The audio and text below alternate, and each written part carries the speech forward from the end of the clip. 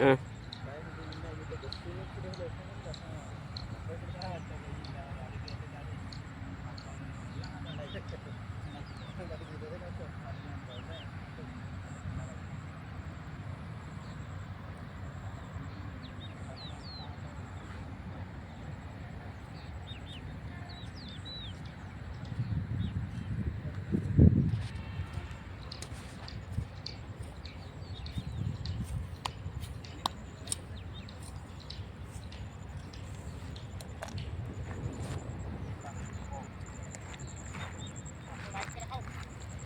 अठहत्तरवें निरंकारी संत समागम की तैयारी चालू है।